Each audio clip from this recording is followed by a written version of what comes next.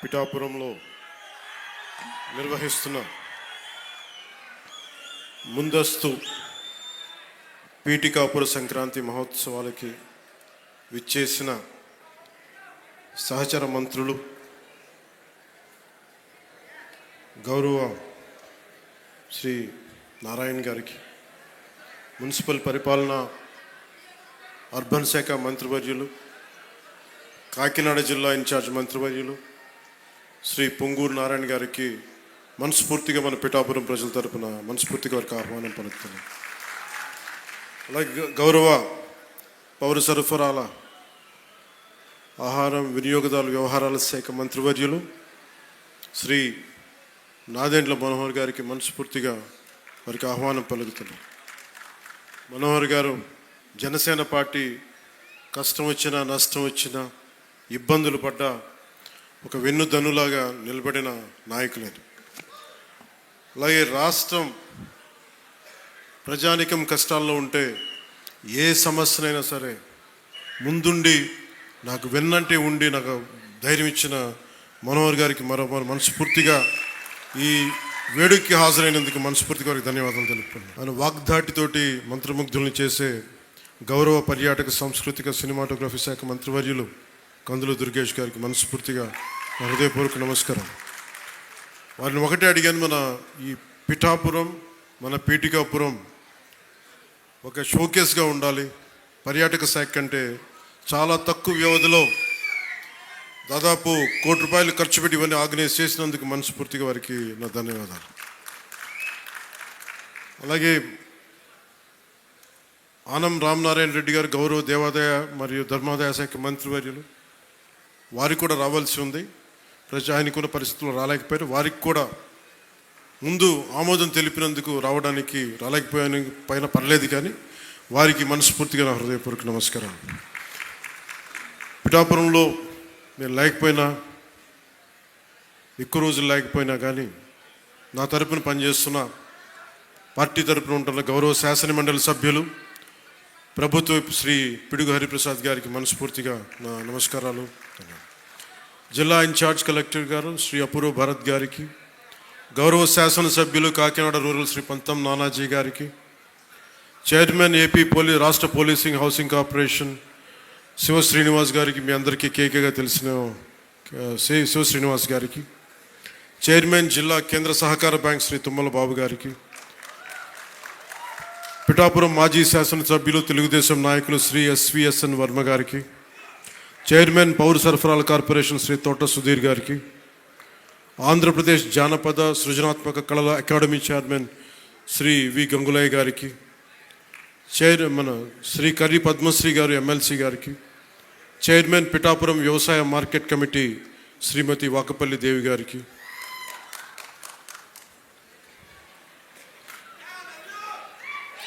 Chairman Godavari eastern delta project Shri Muralishetty Sunil గారికి, BJP Pithapuram incharge Burra Muralikrishnaraju గారికి. ఆయన ఒకసారి బీజేపీన జనసేన కూడా నాకు అర్థం కాదు, అంత ప్రేమ చూపిస్తారు, అంత నిలబడతారు. సో వారికి నా మనస్ఫూర్తిగా నమస్కారాలు. నేను చాలామందిని ఆహ్వానించాను. చాలామంది గతంలో పిఠాపురంలో మన ఎలక్షన్ సమయంలో జనసేన విజయానికి కృషి చేసిన చాలామంది సినీ ప్రముఖుల్లో చాలామందిని ఆహ్వానించి మొదటి రోజుగా హైపర్ ఆది గారిని, మాట బాగుంటుంది కదా, అందరూ కామెడీ హ్యూమర్ అనుకుంటారు, మాట చాలా విట్టు ఉంటుంది. అలాంటి హైపర్ ఆది గారు ఇక్కడ విచ్చేసినందుకు మనస్ఫూర్తిగా వారికి నా హృదయపూర్వక నమస్కారాలు, ధన్యవాదాలు. అలాగే సాగర్ జనసేన ఇన్ఛార్జ్, కరీంనగర్ ఇన్ఛార్జ్, ప్రత్యేకించి వాళ్ళందరినీ మనకి టీవీ మాధ్యమాల ద్వారా, వారికి సీరియల్స్ ద్వారా వారు ఆర్కే నాయుడుగా మన ఈ మధ్య సినిమా కూడా చేశాం. ఆయన అసలు పేరు సాగర్ అయినప్పటికీ కూడా ఆయన వేసిన క్యారెక్టర్ ఆర్కే నాయుడుగానే ఆయన ప్రసిద్ధి చెందారు. మనస్ఫూర్తిగా వారికి ప్రత్యేకించి తెలంగాణ నుంచి మీరు మనస్ఫూర్తిగా ఇక్కడికి వచ్చినందుకు నా హృదయపూర్వక ధన్యవాదాలు. తెలంగాణకి ఆంధ్ర ప్రాంత ప్రేమను తీసుకెళ్ళండి. తెలంగాణ సోదరులకి సోదరీమణులకి మనస్ఫూర్తిగా గోదావరి జిల్లాలోకి వచ్చి మన ఆతిథ్యం స్వీకరించమని మనస్ఫూర్తిగా మీరు తెలియజేయండి. ఏదైనా కూలగొట్టేయడం చెడగొట్టేయడం చాలా తేలికమ్మా. ఒక పండగ చూస్తామంటే ఏం మాట్లాడాలనుకుంటామంటే ఓ పిడికిడు గింజలు పండించడం చాలా కష్టమైన పని. అదే పిడికిడికి ఒక చేతికి వచ్చిన పంటని నేల రాసేయడం చాలా తేలిక. ఒక అలయన్స్ని నిర్మించడం చాలా కష్టం. అందరినీ ఏకతాటిపైన తీసుకురావడం చాలా కష్టం. కేంద్ర నాయకత్వం దగ్గర నుంచి రాష్ట్ర నాయకత్వం ఎంత కష్టపడి పట్టుకెళ్తుంటే దాన్ని చెడగొట్టడం చాలా తేలిక, చాలా తేలిక. సంక్రాంతి మనం చెప్తుంది ఏంటంటే ఒక చేతికి ఒక కష్టపడి సంవత్సరం ఒక 6 నెలలు కష్టపడి 4 నెలలు కష్టపడి పంట చేతికి వస్తే ఆనందం తాలూకు నిదర్శనమే సంక్రాంతి పండగ. మనకి ధాన్యం వచ్చింది, ధాన్యం అమ్మగా డబ్బులు వచ్చినాయి. ఈ రోజున మన హరిదాసులు కానీ ఇంతమంది జానపద కళాకారులకు కానీ మనం ఎందుకు ఇస్తాము ఇవన్నీ అంటే మా దగ్గర అబండెన్స్ ఉంది. మాకు ఒక 10 బస్తాలు పంట ఉంటే మేము 2 బస్తాలు పంచుతామని చెప్పడానికి. అది సంక్రాంతి తాలూకు నిదర్శనం. అంటే అలాగా మీరు ఇందాక మంత్రివర్యులు నారాయణ గారు చెప్తా ఉన్నారు, ఇంకా ప్రపంచంలో ఏ నియోజకవర్గం ఇంకెక్కడా రాదు అండ్ ఏది జరుగు ఇక్కడ కొబ్బరాకు పడ్డా కానీ పిఠాపురంలో చాలా దారుణం జరిగిపోయింది. ఒక తాటాకు అక్కడ ఉన్న తాటాకు ఊడి పడిపోతే అమ్మా చాలా దారుణం జరిగిపోయింది. మరి గత ప్రభుత్వ నాయకులను అడగండి, వాళ్ళ నియోజకవర్గం అసలు న్యూస్ ఉంటుందా, ఏం జరుగుతుందో కూడా తెలియదు మీకు. పిఠాపురంలో చిన్న చెట్టు మీద వాళ్ళున్న పక్షి ఈక పడినా కానీ అయ్యా బాబోయ్ పక్షి పడి. అంటే ఇది ఎవరిస్తున్నారు మీకు బలం? ఎవరిస్తున్నారు? మీరిస్తున్నారు. చెడు వార్తలకి మీరిస్తున్నారు బలం. ఒకటి మనల్ని తిడుతుంటే మీరు దాన్ని వైరల్ చేస్తే మీరు బలం ఇస్తున్నారు. ఒకటి చెడగొడుతుంటే వచ్చి మీరు ఎదురు ప్రశ్నించకపోతే మీరు బలహీనలు అయిపోతారు. మీరు నాకు ఓట్లేస్తే సరిపోదు అని ఎందుకు చెప్తున్నాను? 5 సంవత్సరాల పిఠాపురంలో గత ప్రభుత్వంలో ఒక్కసారి మీరు ప్రతి ఒక్కరు మేధావులు చాలామంది ఉన్నారు, పత్రికేయులు ఉన్నారు, చాలామంది విభిన్నమైన పార్టీల నాయకులు ఉన్నారు. ఈ గత 5 సంవత్సరాల కాలంలో ఎన్ని కోట్లు ఖర్చు పెట్టారో ఒకసారి అడగమని చెప్పాను. నువ్వు పేరంటాలకి రాలేదు, పబ్బాలకి రాలేదంటే ఒక దేశం కోసం శ్రమించే వ్యక్తిని, ఇంత మందిని ఏకం చేసే వహించే వ్యక్తిని నాకు మీరు ఇవ్వాల్సింది మేము ఉన్నాం కాచుకుంటాను మిగతా వెళ్ళి పని చేయని చెప్తే కదా నాకు ఆనందం. అలా కాకుండా వచ్చి నేను వ్యవస్థని బలోపేతం చేయడానికి వచ్చాను. అంటే నా అవసరం లేని నిజమైన నాయకత్వం ఏంటి? నాయకుడు అవసరం లేకుండా పనులు జరిగిపోవాలి సింగపూర్ లాగా. అది కదా అభివృద్ధి అంటే. ఏ పని కావాలన్నా ఎమ్మెల్యే గారి ఇంటికి వెళ్తే కానీ పనులు అవ్వండి, అట్లా అంటే అది అభివృద్ధి కానట్టే కదా లెక్క. అంటే గత ప్రభుత్వంలో మీరు ఎంత ఖర్చు పెట్టారో ఒకసారి చూడండి. నేను గత ఏడాది 308 కోట్లతోటి పిఠాపురం అభివృద్ధికి మనం ఖర్చు పెట్టాం, మీరు చూడండి. అలాగే ఇప్పుడు 200, అది దాదాపు 60-70% పనులు అవుతున్నాయి, అయిపోయినాయి, ఇంకా 30% మిగిలినాయి. ప్రాబబ్లీ టార్గెట్ ఇచ్చింది మార్చికి అయిపోవాలి.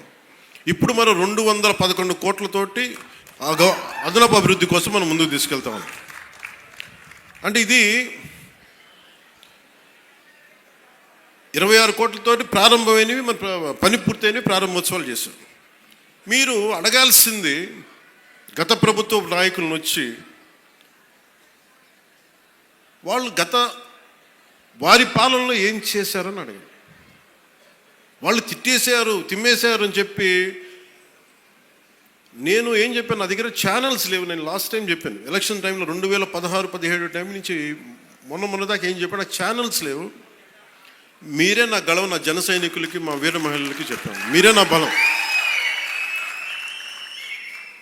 నాయకులకు ఒకసారి ఇష్టపడి రావచ్చు, ఒకసారి ఇష్టపడి వెళ్ళిపోవచ్చు, కానీ నా గుండెల్లో ఉన్నది మీరు నిరంతరంగా నాది ఉంటారు, నాకు తెలుసు. నాకు ఇది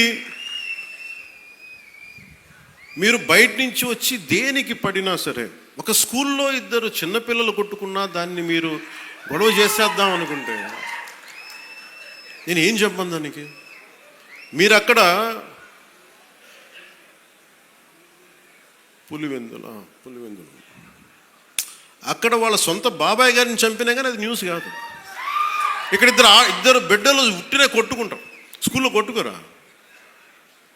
నాయకులే కొట్టుకుంటున్నప్పుడు స్కూల్లో చిన్నపిల్లలు ఎందుకు మాట గారు? పెద్ద స్థాయి ఆలోచన పరిధుల నాయకులే మాట అనుకున్నప్పుడు చిన్నపిల్లలు ఏదో అనుకుంటాం, దాని కులాలు పట్టుకొచ్చేస్తాం. మరి ఇదే మీరు అడగాల్సిన ప్రశ్న. మన జనసేన నాయకులు కూడా చెప్తున్నా, కూటమి నాయకులు కూడా చెప్తున్నా,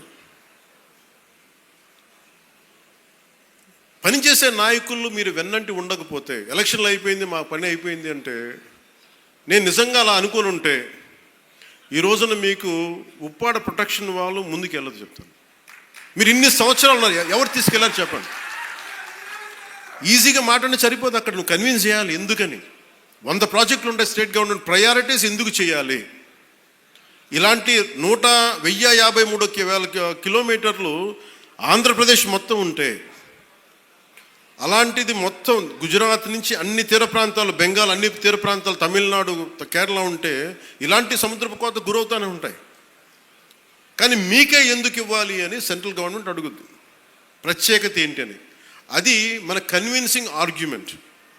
ఎందుకు పనిచేస్తే, నువ్వు దేశ నిర్మాణం కోసం పనిచేసేవాడివి, మనుషుల్ని విడగొట్టేవాడివి కాదు, నిలబెట్టేవాడివి, అండగా ఉండేవాడివి. ఇన్ని చూసిన తర్వాత దానికి తోడు హేతువుగా చెప్పాలి, రేషనల్గా చెప్పాలి. ఎందుకు ఇది చేస్తున్నాం అంటే దానికి వాళ్ళు ఆలోచించి, లేదు ఇది బాగున్నాయని చెప్తారు. ఇంత కష్టం ఒకటి అచీవ్ చేయటం. 1 కోటి రూపాయలు మీరు చాలాసేపు ఈ మధ్యన చూస్తున్నారు. డోలీ ప్రాంతాల్లో పిఎం జన్మన్ పథకం కింద ఒక 40 మంది ఉంటారు. 1 కోటి రూపాయలతో మనం ఒక 4,000 మంది 5,000 మంది ఉన్న ఒక పంచాయతీ ఖర్చు పెట్టడం వేరు.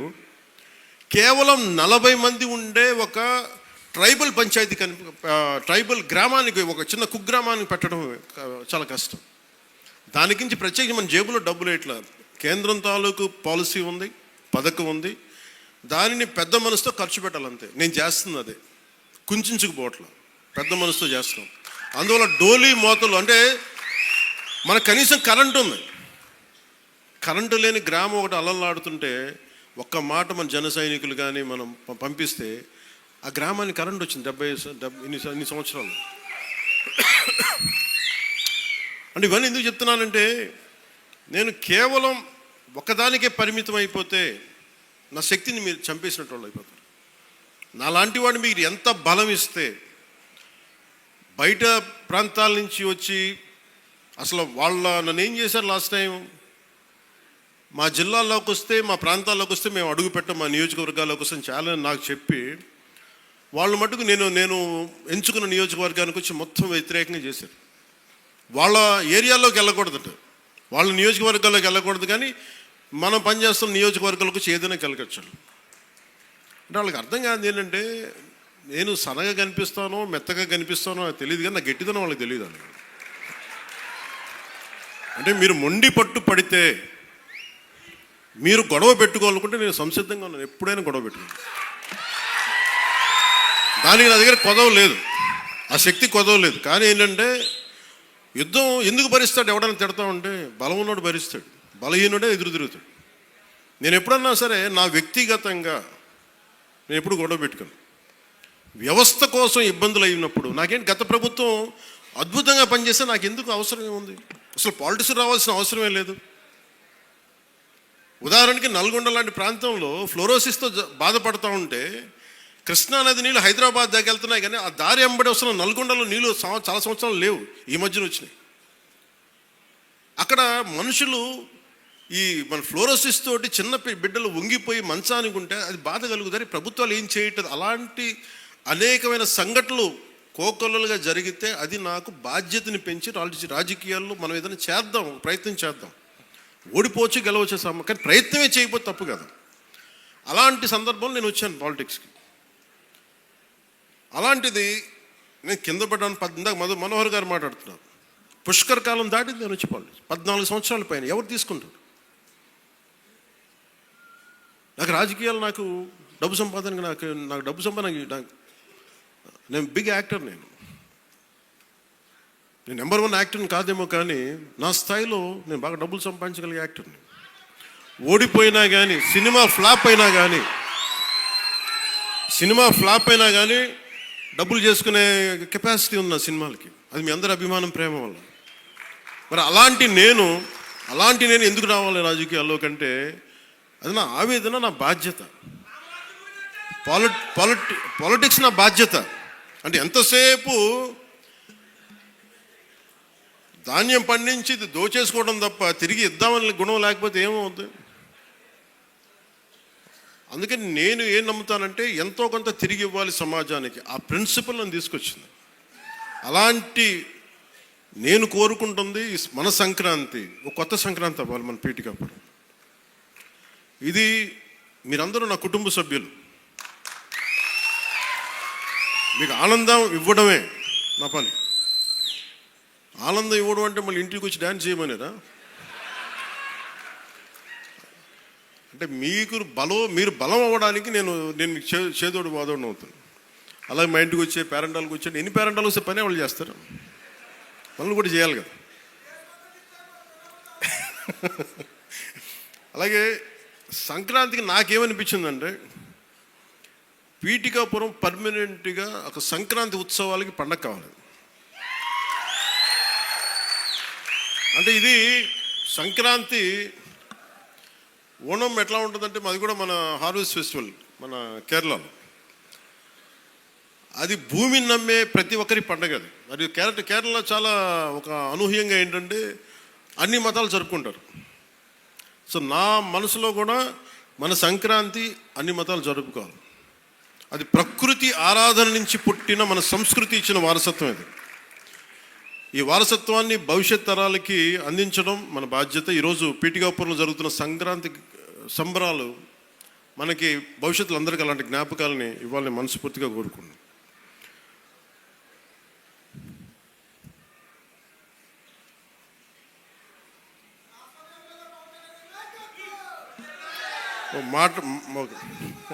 అలాగే సంక్రాంతి అనగానే నేను మెయిన్గా ఎందుకు చాలా నాకు అనిపించిందంటే గోదావరి జిల్లాలండి, కోడిపందాలండి, జోదాలండి, సంక్రాంతి తాలూకు అంటే సంక్రాంతి అంటే కోడిపందాలు, జూదాలు, పేకాట. ఓకే, నేను సరదా అదేం కాదంటలేదు, చేసేవాళ్ళని చేసుకోమని చెప్పి నాకు ఇబ్బంది లేదు. కానీ అంటే నేను తెలంగాణ స్నేహితులు కూడా చెప్తా ఉంటాను. హైదరాబాద్ నేనే ఇంట్లో ఉంటే, నేను హైదరాబాద్లో ఉంటే ఇప్పుడు 10 years బ్యాక్ మేము ఎక్కడికి వెళ్తా అంటే మేము భీమవరం వెళ్ళిపోతామండి, లేదంటే మేము తూర్పుగోదావరి వెళ్ళిపోతాం. దేనికి అంటే మేము అక్కడ ఈ కోడి పందాలకి ఎంత డబ్బులు వేస్తారని నాకు తెలియదు కూడా తెలియదు. నాకు అప్పుడు అర్థమైంది. అంటే నేను అనేది సంక్రాంతి అంటే కేవలం కోడి పందాలు, పేకాట, జూదం దగ్గరికి పరిమితం అయిపోతే రాంగ్ ఇండికేషన్ వెళ్తుంది సొసైటీకి.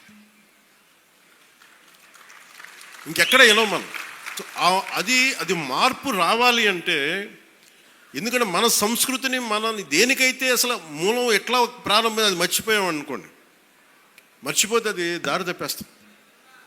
అప్పుడు మీకు మెకాలే చెప్పినట్టుగా ఒకరిని దెబ్బ కొట్టాలి, ఒకరిని సంస్కృతిని, దేశాన్ని వైపౌట్ చేయాలంటే ముందు వాళ్ళ సంస్కృతిని చంపేయడం. సో ఇది సంస్కృతి మూలాల్ని పరిరక్షించడానికి, మర్చిపోకూడదని చెప్పడానికే ఈ వేడుక ఈ రోజున పీఠిక. ఇది మొత్తం రాష్ట్రంలో ప్రతి నియోజకవర్గంలో ఇది అవ్వాలి. ఇది మనకి గోదావరి జిల్లాలో సంక్రాంతి కోడిపందాలు ₹1,00,00,000 చేతులు మారుతాయి అనే మాట పోవాలి. సంక్రాంతి నుంచి భోగి మంటల్లో కలిపేయాలి. సరదాగా చేసుకుంటారో ఏం చేసుకుంటారో అది వేరే, కానీ అది మట్టుకు ప్రత్యేకంగా కనిపించకూడదు. ఇది ఆప్యాయతానురాగాల గురించి పంచే మనస్తత్వం గురించి చెప్పుకోవాలి. ఇందాక మనం చూసిన హరిదాసు కీర్తనల గురించి చెప్పుకోవాలి, గరగ నృత్యాలు, గంగిరెద్దుల ఆటలు, కోలాటలు, భజనల గురించి చెప్పుకోవాలి. అలాగే నవతరానికి మన సాంప్రదాయాల విలువల గురించి, కళారూపాలు, సృజనాత్మక ప్రక్రియల గురించి తెలియాలి.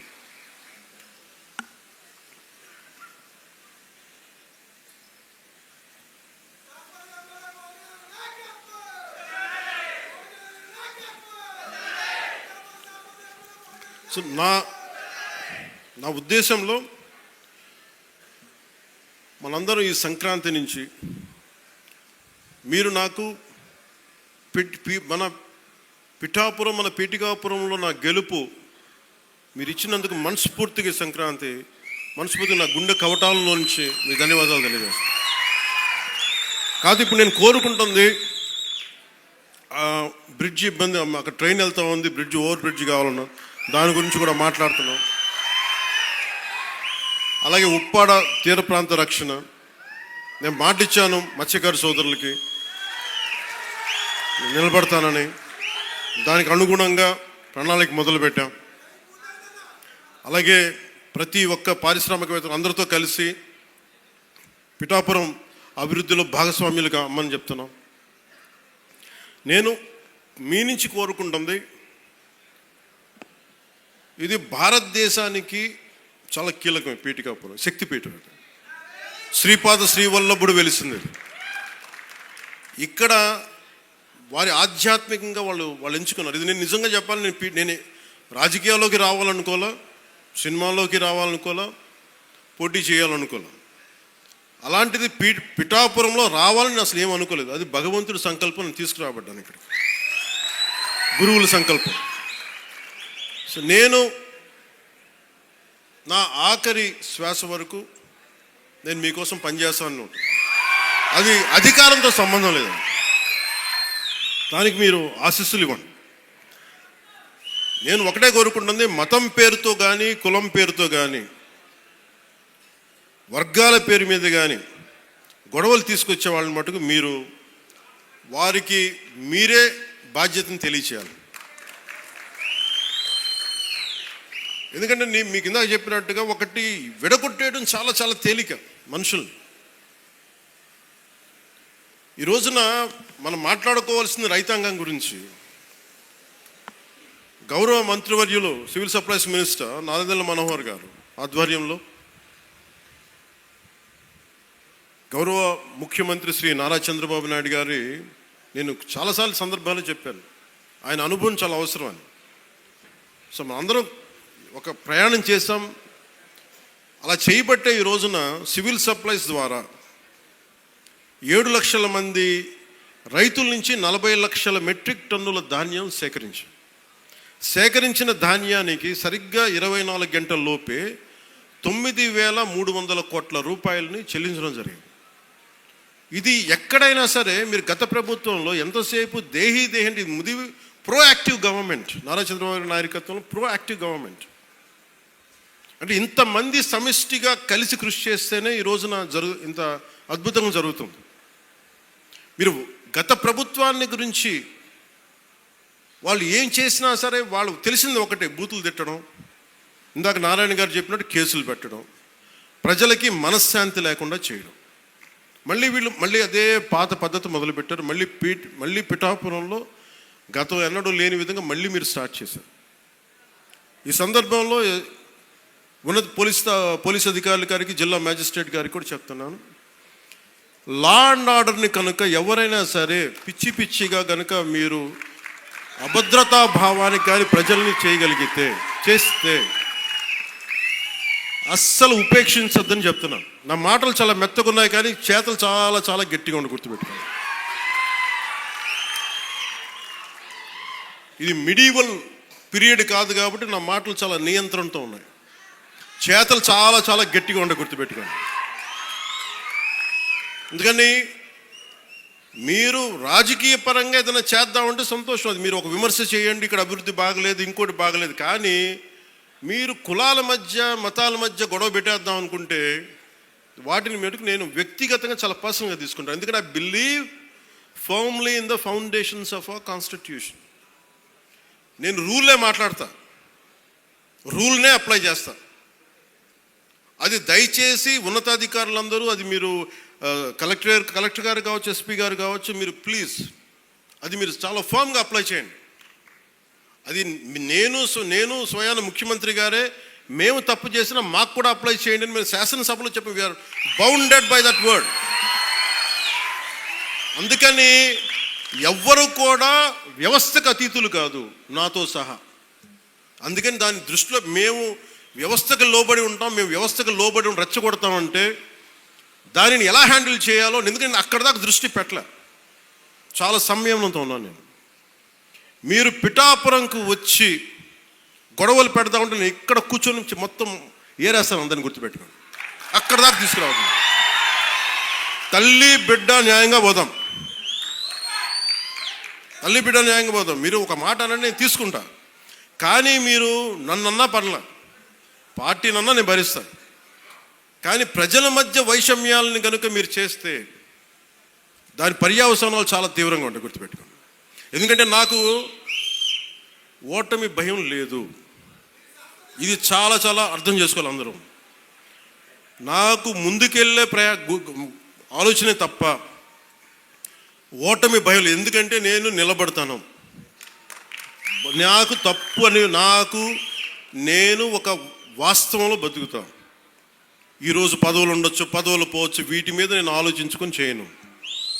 ఈ రోజున ఇన్ని వేల కోట్లు, ఇందాక మనోహర్ గారు చెప్పినట్టుగా మీకు పెన్షన్స్ ఇచ్చినా కానీ దాదాపు 24 గంటల్లో ఒక 9,000 కోట్లు పైచిల్లుకు డబ్బులు పంచినా కానీ ఇదంతా కలెక్టివ్ అందరం కూర్చొని చేసింది. దానికి ఒక అనుభవశీలురు, ఒక బలమైన పార్టీ తెలుగుదేశం పార్టీ. ఆ పార్టీని కూడా నేను చాలా గౌరవిస్తాను, ఇప్పుడు కాదు, నేను ముందు నుంచి చెప్తున్నాను. అలానే జనసేన బలహీనం అని చెప్పట్లా, జనసేన చాలకు బలం. రోడ్ల మీదకి అన్యాయం జరిగితే జనసేనకున్న బలం అది నేను ఇక్కడ ఒక ఆంధ్ర రాష్ట్రంలో చెప్పట్లా. నా సిద్ధాంతాలని, జనసేన సిద్ధాంతాలు నమ్మేవాళ్ళు ఊరికి 10 మంది ఉన్నా వాళ్ళు 1000 మందితో గొడవ పెట్టుకుంటారు. అది జనసేన. ఈరోజు కూర్చోబెట్టి నా మీద అందరూ మాట్లాడేస్తూ ఉంటాను, ఏం చేసావు అది ఇది మాట్లాడుతూ ఉంటే, మరి 2019లో అన్ని కేసులు పెడుతున్నాం, వాళ్ళందరూ ఏమైపోయారు? అప్పుడు గొంతు పెగలేదు. అప్పుడు ఏమైపోయింది? ఆ రోజు అంటే మీరు కేసులు పెడతారని మన నారాయణ గారు చెప్తున్నారు కదా. అందుకని ఇవన్నీ దృష్టిలో పెట్టుకొని మీరు ఈ అలయన్స్ని దయచేసి ఎవరు కూడా, జనసేన నాయకులు కావచ్చు, కూటమి నాయకులు ఎవరైనా కావచ్చు, దీన్ని దయచేసి బలహీనం చేయకండి. ఎందుకంటే నాకు చంద్రబాబు నాయుడు గారికి చాలా అపారమైన అవగాహన ఉంది మన ప్రజలను ఎలా కాపాడాలని. మా ఇద్దరి మధ్య అసలు అలాంటి అరమరికలు కానీ విభేదాలు కానీ లేవు. ఇండివిజువల్గా ఒకసారి మాట్లాడచ్చు, కానీ కొన్ని చోట్ల 2 పక్షాల నాయకులు కావచ్చు, ఇది ఎక్కువ కాలం నిలబడదు. నేను చెప్తున్నాను కదా, ఎందుకంటే స్టెబిలిటీ ఇవ్వాల్సిన బాధ్యత మా మీద ఉంది. అందుకని మేము దాన్ని తీసుకున్నాం. అలాగే పెన్షన్స్ ఉన్నాయి. ఎన్టీఆర్ భరోసా పెన్షన్ కింద ప్రభుత్వం 63,50,000 మంది పెన్షన్దారులకి ఆర్థిక భద్రతను అందిస్తుంది. ప్రతి నెల దాదాపు 2,750 కోట్ల పెన్షన్, సామాజిక పెన్షన్ పంపిణీ చేస్తుంది. ప్రతి నెల 1వ తారీఖున బెనిఫాక్టర్స్, లబ్ధిదారులకి నిరంతరంగా అందజేస్తున్నాం. దానికి డ్రామాలు చేయట్లా. మేము ఆ వ్యవస్థను పెట్టాం, ఈ వ్యవస్థను డైరెక్ట్గా అసలు గోల్ చేయకుండా డైరెక్ట్గా ప్రభుత్వ అధికారులు వచ్చి ఇంటికి వచ్చి తలుపు తట్టి ఇస్తున్నారు. అంటే గత వాళ్ళు ఏం చేస్తున్నారంటే ఇవి చేసిన విధానం కాదు అది. అలాగే చేనేత కార్మికులకి ఉచిత విద్యుత్ ఇవ్వడం జరుగుతుంది. మరమగ్గాలకి నెలకి 500 యూనిట్లు, మగ్గాలకి 200 యూనిట్ల వరకు ఉచితంగా.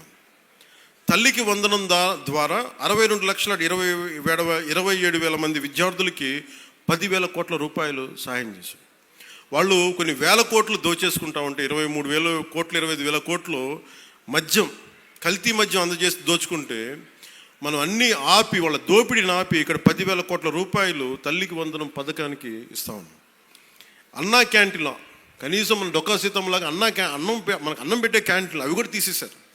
తిరిగి అవి నారాయణ గారి ముందుండి, గౌరవ ముఖ్యమంత్రి గారు చెప్తే నారాయణ గారు ముందుండి ఆయన ఒక సిస్టమిక్గా being an mathematics professor with precision, mathematical precision ఉంటుంది. అలాగే ఆయన ఒకటి అనుకుంటే గోళ్ళు ఆయన చాలా బాగా చేస్తారు. కానీ దాన్ని అనుకోవాలి బలంగా. సో అలాంటి ఆయన ఒక ఆదేశం ముఖ్యమంత్రి గారు ఇస్తే 204 అన్నా క్యాంటీన్లని చాలా సమర్థవంతంగా ఇప్పుడు దాకా 4 కోట్ల భోజనాలని అందించడం జరిగింది. అలాగే ఆటో డ్రైవర్స్కి ఏడాదికి 15,000 చొప్పున 436 కోట్ల రూపాయలు అందించడం జరిగింది. దాదాపు 2,90,000 మంది లబ్ధి పొందారు. అలాగే ప్రత్యేకించి పిఠాపురానికి సంబంధించి పిఠాపురం మండలంలో 9.60 కోట్లతోటి ఫ్లాట్ అండ్ ఫ్యాక్టరీ కాంప్లెక్స్ నిర్మాణానికి శంకుస్థాపన చేశాం. దీని ద్వారా సూక్ష్మ చిన్న మైక్రో స్మాల్ మన పరిశ్రమలకి ప్రోత్సాహం ఉంటుంది. ఇందులో 50% సామాజికంగా వెనుకబడ్డ ఎస్సీ మత్స్యకార వర్గాలకి ఇది కేటాయించబడుతుంది. దీనివల్ల 650 మందికి ఉపాధి అవకాశాలు కలుగుతాయి. అలాగే ఉప్పాడ కోనపాపపేట గ్రామాన్ని వాతావరణ మార్పుల్ని తట్టుకునే సామర్థ్యం కలిగిన తీర ప్రాంత మత్స్యకారులకి గ్రామంగా అభివృద్ధి చేయడానికి 2 కోట్ల రూపాయలతోటి multipurpose fishery centre, dry fishing platforms, RO ప్లాంట్లని ఏర్పాటు చేస్తూ ఉన్నాం. అలాగే ఉపాధి హామీ పథకం ద్వారా 31,21,00,000 మినీ గోకులాలు, హెల్త్ క్లినిక్లు, పంచాయతీ భవనాలు, గ్రామీణ రోడ్ల నిర్మాణానికి శంకుస్థాపన చేశాం. రహదారులు R&B శాఖ ద్వారా 26.95 కోట్ల రూపాయలతోటి 10 ప్రధాన రోడ్లని మరమ్మతులు చేపట్టాం. పిఠాపురం మున్సిపాలిటీలో 6.80 కోట్లతోటి డ్రైన్స్ మోడల్ అభివృద్ధి చేస్తున్నాం. గొల్లప్రోలు నగర పంచాయతీలో 3 కోట్లతోటి డ్రైన్ల నిర్మాణం చేపట్టాం. పిఠాపురం గొల్లప్రోలుకి త్వరలోనే సూవేజ్ ట్రీట్మెంట్ ప్లాంట్లు మంజూరు అవుతాయి. ఎందుకంటే చెత్త చూస్తామని చాలా ఇబ్బందిగా ఉంటుంది. సో అందుకని STPలు దీన్ని తొందరగా ఆమోదం చేయబడతాయి. అలాగే దీనికి ప్రత్యేకించి ఇందాక నారాయణ గారు మాట్లాడుతూ, ఎందుకంటే ఒకసారి నెల్లూరులో పెరిగాను కాబట్టి నెల్లూరు అభివృద్ధి చాలా బాగుంటుంది. ఆయన ఎమ్మెల్యే అక్కడ ఒక స్థానికంగా, అంతకుముందు కూడా 2014లో కూడా. ఇందాక నాకు వారంటే చాలా ఆనందం కలిగించినది, మీకు కూడా ఆనందాన్ని పంచుకోవాలనుకుంటున్నాను. నేను నెల్లూరుని ఎలాగ అభివృద్ధి నేను నా హయాంలో చేశామో, పిఠాపురం, గొల్లప్రోలు ఈ మండలాలని ఈ మున్సిపాలిటీలని అంత సమర్థవంతంగా అభివృద్ధి చేసే బాధ్యత నేను తీసుకుంటాను. ఒకసారి మీరున్నా లేకపోయినా నా బాధ్యత నేను చేస్తాను అని చెప్తున్న మనస్ఫూర్తిగా వారికి, మన పిఠాపురం నియోజకవర్గ ప్రజల తరపున వారందరికీ మనస్ఫూర్తిగా, నారాయణ గారికి మనస్ఫూర్తిగా ధన్యవాదాలు. అలాగే కామన్ గుడ్ ఫండ్స్ ద్వారా 14 కోట్లతోటి పిఠాపురంలోని 20 దేవాలయాల అభివృద్ధి పనులకి శంకుస్థాపన చేశాం. ఈ పనులకి నిధులు మంజూరు చేసిన ఆనం రామనారాయణ రెడ్డి గారికి మనస్ఫూర్తిగా నా కృతజ్ఞతలు. అలాగే శాస్కీ ఫండ్స్ ద్వారా గత కాలంలో గత ప్రభుత్వంలో రోడ్లు అనేది ఇబ్బంది అవుతూ ఉంది. వాళ్ళు అప్పులు చేశారు, మరి ఏమి చేశారో తెలియదు, కానీ డబ్బులు అయితే ఇందాక ఉపన్యాసకులు చెప్పినట్టుగా కేంద్ర ప్రభుత్వం జల్ జీవన్ మిషన్ కోసం 25,000 కోట్లు, 23 ఇంకా లక్ష కరెక్ట్ చెప్పి 25,000 కోట్ల పైచిలకు రూపాయలు ఇస్తే వాళ్ళు కేవలం 4,000 కోట్ల రూపాయలు ఖర్చు పెట్టారు. అంటే 50-50. సో 2,000 కోట్ల రాష్ట్ర ప్రభుత్వం ఇస్తే 2,000 కోట్లు కేంద్ర ప్రభుత్వం ఇస్తుంది. ఆ 4,000 కోట్లతో ఏమైపోయారంటే పైపులు వేశారు. ఆ పైపులు వేశారు, దానికి రిజర్వాయర్లు లేవు, దానికి కనీసం సోర్స్ పాయింట్స్ లేవు. ఇప్పుడు మనం చాలాసార్లు మన గ్రామాలకు వెళ్తే, మన పంచాయతీలకు వెళ్తే అలాంటి పరిస్థితులే ఉన్నాయి. దానికోసం ఇప్పుడు మనం 5 మల్టీ విలేజ్ పర్పస్లు పెట్టాము.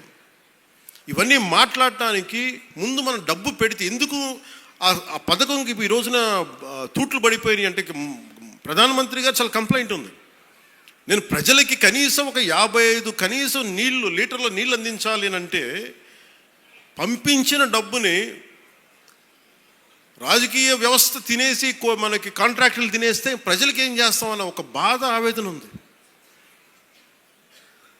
సో వారికి మేము వెళ్ళి కన్విన్స్ చేసి, ఇంత కావాలి అంటే తిరిగి మన చెప్పిన విధానమో లేదంటే మన కమిట్మెంటో, నారా చంద్రబాబు నాయుడు గారి అనుభవం అన్నీ కలిపి మీ అందరి కృషి మనస్ఫూర్తిగా మళ్ళీ ఒక దాదాపు 24,000 కోట్ల రూపాయలు మంజూరు చేశారు ఈరోజు. దానివల్ల మనం ఈ మల్టీ విలేజ్ పర్పస్ మన ఈ స్కీమ్స్ని రన్ చేయగలుగుతున్నాం. అంటే పట్టణాల్లో కానీ గ్రామాల్లో కానీ మన మౌలిక వసతులు మెరుగుపరచాలని అభివృద్ధితో ఈ పనులు చేస్తూ ఉన్నాం. అలాగే పిఠాపురం మున్సిపాలిటీలో గత 6 నెలల్లో 4 కోట్లతో పూర్తయిన అభివృద్ధి పనులని, అలాగే గొల్లప్రోలు నగర పంచాయతీలు 80 లక్షలతో పూర్తయిన పనులని ఈ రోజున మనం ప్రారంభించాం. గ్రామీణ ప్రాంతాల రోడ్ల పరిస్థితి మెరుగుపడాలనే ఉద్దేశంతో ఉపాధి హామీ పథకం ద్వారా 12.45 కోట్ల రూపాయలతో 41 గ్రామీణ రోడ్లని ప్రారంభించాం. అలాగే రాబోయే వేసవిలో విద్యుత్ ఇబ్బందులు లేకుండా పిఠాపురం పట్టణంలో 2.95 కోట్లతో నిర్మించిన 33/11 kV ఎలక్ట్రిక్ సబ్స్టేషన్ని నేడు ప్రారంభించాం. గతంలో శంకుస్థాపన చేసిన పిఠాపురం పశువుల సంత ఆధునీకరణ పనులని 1,35,00,000తోటి ఈరోజు పూర్తి చేసి ఈరోజు ప్రజలకి అందుబాటులో తీసుకొచ్చాం. వరదల సమయంలో రాకపోకలకి ఇబ్బంది ఉంటే నేనే వెళ్ళాను, కూర్చొని పోనసారి గొల్లప్రోలు నగర పంచాయతీల హౌసింగ్ కాలనీలో వైసీపీ గొప్పతనం ఏంటంటే వాళ్ళు ముందు వేసేస్తారు, అక్కడ రోడ్లు ఉన్నాయా లేదా, ఆ స్థలం నీది, ఆ స్థలం నీది పెట్టేశారు. చూస్తే లోపలికి పోతే మొత్తం దోమలమయం. కనీసం ఎంత కామన్ సెన్స్ అంటే మన పంచాయతీ హౌసింగ్ కాలనీలో అక్కడ యువత మాట్లాడారు, అన్న ఎక్కడన్నా సరే మనం కనీసం డ్రైనింగ్ లేఅవుట్ ఇలా వేస్తారు, స్థలాలు వేసి ఇచ్చేస్తారు ముందు, అక్కడ కనీసం రోడ్డు వేయాలి, డ్రైనేజ్ పెడితేనే కదా ఇళ్ళ పట్టాలు ఇవ్వగలం. వాళ్ళ వాటితో సంబంధం లేదు, ఇళ్ళ పట్టాలకి ఇచ్చేశారు. అది లోతట్టు ప్రాంతాల్లో ఉంది, కనీసం దానికి డ్రైనేజ్ సౌకర్యాలు లేవు, నీటి సౌకర్యాలు లేవు. రాబోయే వర్షాకాలం వస్తే మనకు కూర్చోబెట్టి బ్రిడ్జ్ ఇబ్బందులు ఉంటాయి. ఈ రోజున మనకు అది ముందు ఒకటే చెప్పాడు, అన్న ఈసారి లేఅవుట్లు వేస్తే ఇది మేధావులు అర్బన్ ప్లానర్స్ చెప్పాల, సగటు మనిషి పిఠాపురంలోని సగటు మనిషి, సగటు యువకుడు, అది ముఖ్యంగా మన ఈ హౌసింగ్ కాలనీలో వాళ్ళు చెప్పింది ముందన్న మెయిన్ రోడ్లు వేసి డ్రైనేజ్ ఫెసిలిటీస్ కల్పించి అప్పుడు లేఅవుట్లు చేయమని చెప్పాను. ఇదేం తంతని చెప్తా ఉన్నాడు. అందుకని వాళ్ళు చేసిన తప్పుని మనం అండూ చేసి 3.5 కోట్ల రూపాయలతో నిర్మించిన బ్రిడ్జిని, అలాగే సూరంపేట కాలనీలో 27 లక్షలతో నిర్మించిన బ్రిడ్జిని మీరు ప్రారంభించాం. అలాగే పిఎం పథకం ద్వారా పిఠాపురం నియోజకవర్గంలోని బాదం మాధవరావు ప్రభుత్వ బాలికోన్నత పాఠశాల మరి జిల్లా పరిషత్ బాలికోన్నత పాఠశాల గొల్లపోల్లో 1,15,00,000 నిర్మించిన సైన్స్ ల్యాబ్, కంప్యూటర్ ల్యాబ్స్ని నేడు ప్రారంభించాం. ఇవి విద్యార్థుల భవిష్యత్తుకు ఉపయోగపడతాయి. అలాగే 100 రోజుల ప్రణాళికలో భాగంగా ఉప్పాడ మత్స్యకార సోదరులకు ఇతర రాష్ట్రాల్లో శిక్షణ ఇచ్చాం. అభివృద్ధితో పాటు సంక్షేమాన్ని కూడా సమానంగా అమలు చేస్తా ఉన్నాం. మీ జీవనోపాధి మరి ఉపాధికి భద్రత కల్పించే విధంగా సమగ్ర స్థాయి ప్రణాళికను త్వరలో మీ ముందుకు తీసుకొస్తున్నాం. నేను ఎక్కడున్నా సరే పిఠాపురం నా గుండెలో ఉంటుంది. నా కోరిక, ఇందాక కళాకారులందరినీ చూస్తూ ఉంటే నేను రెగ్యులర్ మార్షల్ ఆర్ట్స్ ప్రాక్టీస్ చేస్తాను. అంటే ఇది గొడవ పెట్టి కూడా కాదు, కత్తి తిప్పుతున్నాం అంటే మనం గొడవ పెట్టి కూడా కాదు. అంటే విద్య నేర్చుకోవడం ఏం చేస్తుంటే మనిషిని తగ్గిస్తుంది, కొంచెం అణిగిమణిగి ఉంచుంది. అంటే ఏమీ లేని ఇస్తురాకు ఎగిరెగిరి పడద్దు, అన్నీ ఉన్న ఇస్తురాకు కూర్చుంది. సో ఇదేంటంటే లెర్నింగ్. అంటే మన శ్రీపాద శ్రీవల్లభులది కాన్స్టెంట్గా లెర్నింగ్ వల్ల ఏమైపోతుందంటే కింద కూర్చుంటాం, నేల మీద ఉంటాం. సో నాకేమనిపించిందంటే, నాకు 2 అనిపించింది. ఈ 2 చెప్పి నేను ముగిస్తాను. పార్టీ పరంగా చెప్తాను, మిగతా అభివృద్ధి పరంగా ఏం చెప్పాలో చెప్తాను.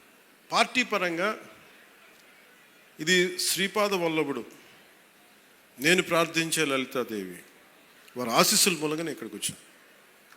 వారు ఎందుకంటే వారు లేకపోతే నేను ఇక్కడికి రాను. నేను ఎప్పుడు చాలా చిన్న వయసులో ఒక 18-16 ఏళ్ళప్పుడు 17-18 వయసులో అనుకుంటా శ్రీపాద శ్రీవల్లభుడు చరిత్ర చదువు. ఆయన ఎక్కడుంటారో కూడా తెలియదు, కానీ చాలా కాలం తెలంగాణలో ఉంటారని అనుకునేవాడు. తర్వాత నాకు అర్థమైంది ఆయన జన్మస్థలం ఇదని. సో అలాంటిది ఇక్కడికి వచ్చింది, నన్ను తీసుకురాబడ్డాను. తల్లి పురుహూతికాదేవి దీవెనలు. అందుకని ఇది నాకు స్పిరిచువల్గా, ఆధ్యాత్మికంగా నాకు చాలా కీలకమైంది ఇది. సో నేను ఇది రాజకీయంగా నేను చూడట్లేదు మన పిఠాపురాన్ని. నా స్పిరిచువల్ కనెక్షన్, నా ఆధ్యాత్మిక ఒక కనెక్ట్గా చూస్తున్నాను నేను. సో నేను మీకు ఈ అభివృద్ధి కానీ ఇవన్నీ కానీ by product. Politics is a by product of my spiritual journey. So అందుకని పిఠాపురం నాకు ఆశీస్సులు, గురువుల ఆశీస్సులతో ఇక్కడికి వచ్చాను నేను. అందుకని నా కోరిక దీన్ని ఒక మోడల్ నియోజకవర్గంగా తీర్చిదిద్దాను. దానికి పూర్తిగా నేను కృషి చేస్తాను. కానీ మీరు గుర్తుపెట్టుకోవాల్సింది, ఇంత పనులు చేస్తున్న వ్యక్తి మీద రాళ్ళేస్తారు. పండు ఉన్న చెట్టు మీద రాళ్ళేస్తారు.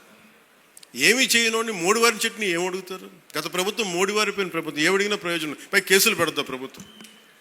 సో ఇప్పుడు ఏంటంటే పాపం ఒకసారి ముఖ్యమంత్రి గారు కూడా చూస్తూ ఉంటాను, ఆయనేమో చాలా డెమోక్రటిక్ వ్యక్తి. ఏదైనా చేద్దామంటే 100 ఆలోచించి సరే వద్దులే జాగ్రత్తగా ఉందాం, పోనీ కొంచెం నియంత్రణ పాటిద్దాం అనుకుంటారు. ఒకసారి నాకేమనిపిస్తుంటే ఒకసారి గట్టిగా ఉండాల్సిన అవసరం అనిపిస్తుంది. అని మరీ మెత్తదనం కూర్చోబెట్టి మరీ ప్రజాస్వామ్యం అంటే వాళ్ళు నెత్తి మీద ఎక్కి డ్యాన్స్ చేస్తున్నారు. గత ప్రభుత్వం అలవాట్లు అయిపోయి వాళ్ళకి.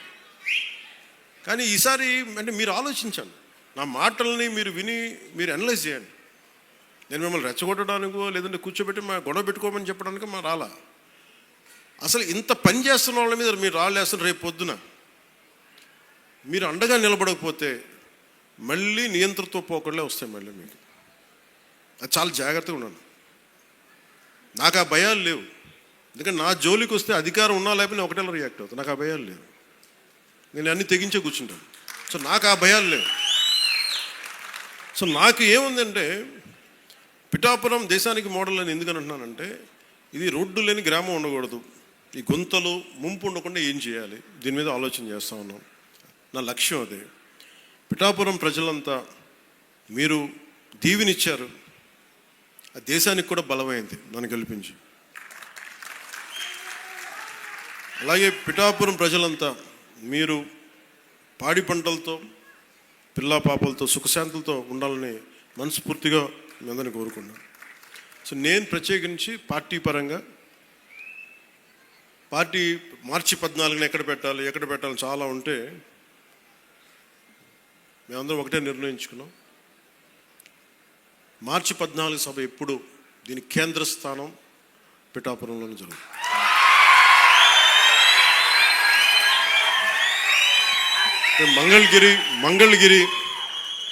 Mangalagiri party administrative headquarters అయితే Janasena ideological headquarters is Peethikapuram.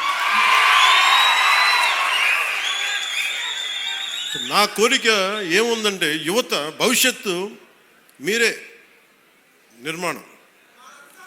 ఒక దేశపు సంపద అనేక మార్లు చెప్పినట్టు ఒక దేశపు సంపద నదులు అరణ్యాలు ఖనిజాలు కాదు, యువత. స్వామి వివేకానంద చెప్పినట్టుగా బలమైన మనసులోనే బలమైన శరీరంలోనే బలమైన మనసు ఉంటుంది. అందుకు శారీరక దృఢత్వం చాలా అవసరం.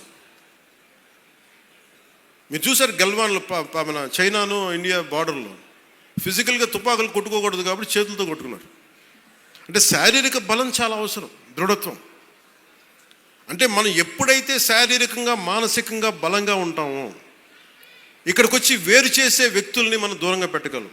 మన చూపు చూస్తే వెళ్ళిపోతారు ఎవరైనా సరే. అందుకని నా వ్యక్తిగతంగా నాకు యుద్ధ కళల మీద అమితమైన ఇష్టం. నేను ఒక్కడే నేర్చుకుంటే సరిపోతుంది. నేను పిఠాపురాన్ని ఇండియాలోనే అత్యున్నత ఉన్నతమైన మార్షల్ ఆర్ట్స్ అకాడమీ, యుద్ధ కళల ఒక అకాడమీని నేను పెట్టాలని నేను నిర్ణయం తీసుకున్నాను. కాదు ఇప్పుడు ప్రారంభించే దానికి మొత్తం ప్లానింగ్ అంతా. ఎందుకంటే మీకు ఇంటిగ్రేటెడ్ మార్షల్ ఆర్ట్స్ ఉండాలి, దాంతోపాటు ఫైన్ ఆర్ట్స్. ఇందాక మనకి గరగ కళాకారులు కానీ ఇది అంతరించిపోతున్న కళలు ఇవన్నీ. ఇలాంటి కళలను కూడా ఫైన్ ఆర్ట్స్ అండ్ మార్షల్ ఆర్ట్స్ని రెండు చేసే ఒక అకాడమీని పిఠాపురంలో నేను స్వయంగా ఇట్స్ కంప్లీట్లీ ఇది నా ట్రస్ట్ ద్వారా చేద్దాం నా కోరిక. సో దానికి సో ఈ రెండు నిర్ణయాలు మీకు చెప్పి కొత్త సంవత్సరంలో మీకు అండగా ఉంటానని తెలియజేసుకుంటూ మరోమారు నా అన్నదమ్ములకి, నా కుటుంబానికి, మా ఆడపడుచులకి, మా జన సైనికులకి, మా జనసేన నాయకులకి, వేదిక పైన ఆశీలైన ప్రముఖులకి, జిల్లా ఉన్నతాధికారులకి, అధికార వర్గాన్ని అందరికీ ప్రత్యేకించిన సంక్రాంతి శుభాకాంక్షలు తెలియజేసుకుని సెలవు తీసుకున్నాను. జై భారత్, జై హింద్.